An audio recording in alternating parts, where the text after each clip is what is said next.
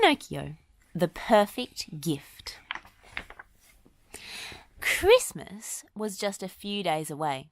Geppetto, the old wood carver, was busy in his workshop making toy soldiers and cute dolls for the boys and girls in the village. There seemed to be more toys than usual to carve and paint this year. I hope I get all the dolls made in time, he thought, working as quickly as he could. Geppetto's son, Pinocchio, wanted to help his father. He knew that Geppetto worked harder during the Christmas season than at any other time of year. While Geppetto worked day and night with his carving knife and paintbrushes, Pinocchio had other ideas. He couldn't make toys, but he could make their home ready for the Christmas holidays. He asked his friend Jiminy Cricket to help him decorate the house. They put up a tree and strung popcorn on its branches. They even hung prickly garlands of holly. They did all this to surprise Pinocchio's dad. This would be Pinocchio's first Christmas as a real boy, so he wanted it to be special. Jiminy, Pinocchio said, I want to find the perfect gift for my father. He should have something special. Can you think of anything? Jiminy said. Well, if you ask me, maybe he would like a new knife to carve with, Pinocchio said, though he worried he might not have enough money for that. What about some warm gloves? He could use them when he goes out on cold nights to deliver his toys. You know, Pinocchio, I wonder if a better gift would be, Jiminy began. Socks! Pinocchio cried. Or a new hat. Come on, Jiminy, let's go to the shops and see what we can find.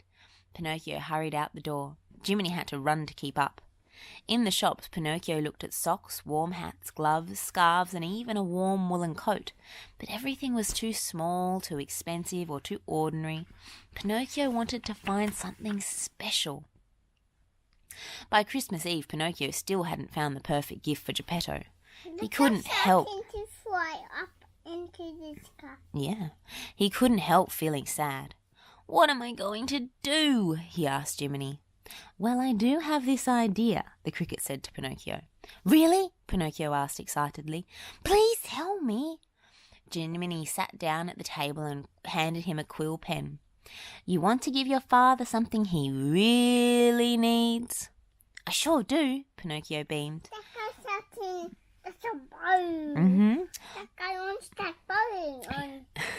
Write this, Jiminy said.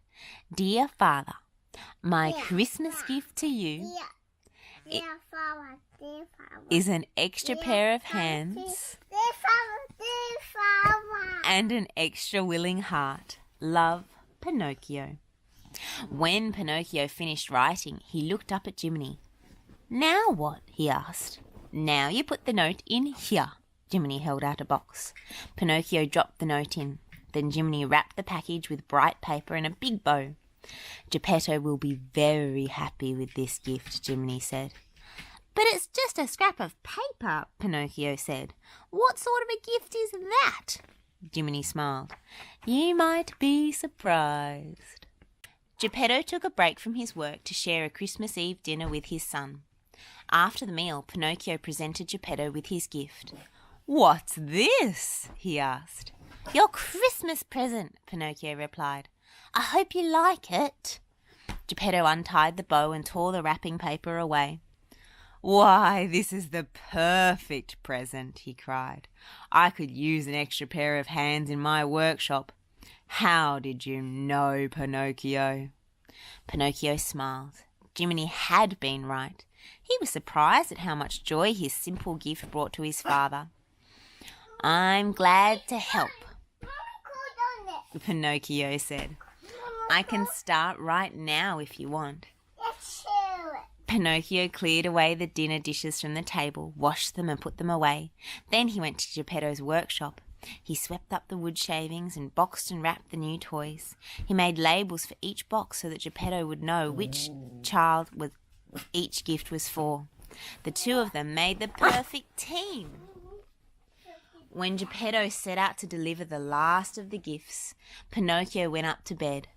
He was tired after helping his father all night, but he couldn't ignore the warm feeling in his tummy. He was pleased to have made his father so happy.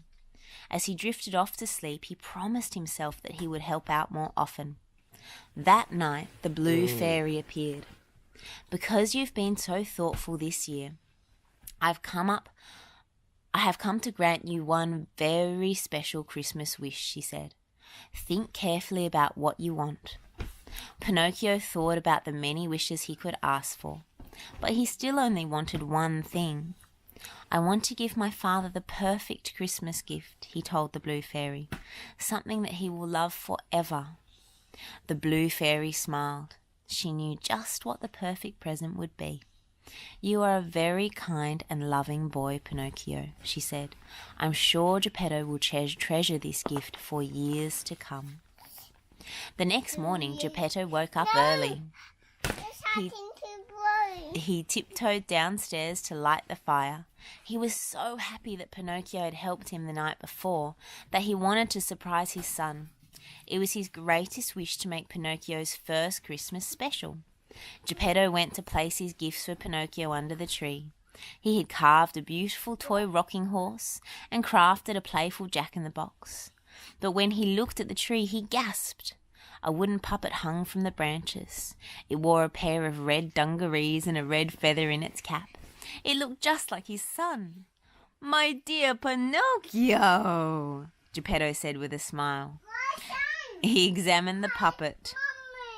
Lifting its arms and legs, it looked just like a puppet he had made a long time ago. He thought back to the lonely night when he'd made a wish on the wishing star. He'd hoped that the puppet he was making would turn into a real boy, a boy he could love. The Blue Fairy had granted his wish, and Pinocchio, the wooden puppet, had turned warm and loving. He'd become Geppetto's son. When Pinocchio heard his father moving about, he and Jiminy ran downstairs as fast as they could. "Merry Christmas!" he cried. Geppetto sat in his favourite chair holding the puppet. "My gift! How did you make it?" Pinocchio stared at the copy of the puppet. He'd been just like that once. He smiled. The Blue Fairy had chosen the perfect present for his father. "Puppet Pinocchio was my favourite creation," Geppetto said. "Oh, how I've missed him." Pinocchio felt a frown appear on his face. "You have?" he asked.